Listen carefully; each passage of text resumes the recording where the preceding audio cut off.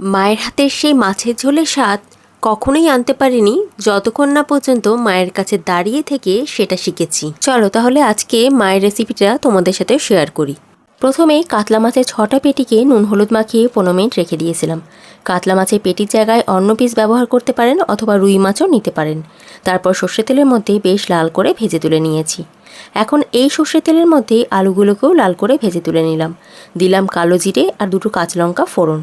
ফোড়ন তেলের সাথে ভালো করে মিলে গেলে গ্যাসের ফ্লেমটাকে লো করে 2 চামচের মতন আদা রসুন বাটা দিয়ে দিলাম।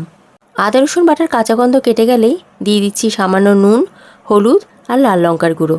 লাল লঙ্কার গুঁড়োর জায়গায় গোলমরিচের গুঁড়ো ব্যবহার করতে পারেন। আর তারপরে সামান্য ভেজে জল দিয়ে দিচ্ছি। এইবারে ঝোলটা খুব ভালো করে ফুটে উঠলে ওপর থেকে দিয়ে দেবো 2 চামচের মতন ভাজা জিরে গুঁড়ো। অবশ্যই ভাজা জিরে গুঁড়োই ব্যবহার করবেন। তারপর আরও 2 মিনিট ফুটিয়ে আলুগুলোকে ছেড়ে দিচ্ছি। ঢেকে কিছুক্ষণ আলুগুলো পুরো সেদ্ধ করে নেব। আর আলুগুলো সেদ্ধ হয়ে উঠলে মাছের পিসগুলো এক এক করে ঝোলের মধ্যে ডিপ করে দিচ্ছি। 5 মিনিটের মতন ফুটিয়ে নামানোর সময় সামান্য ধনেপাতা কুচি ছড়িয়ে দিয়ে নামিয়ে ফেললাম। খুব সিম্পল একটা রেসিপি হলো সত্যি মনের খুব কাছের এবং খেতে অসাধারণ। একবার অবশ্যই ট্রাই করবেন।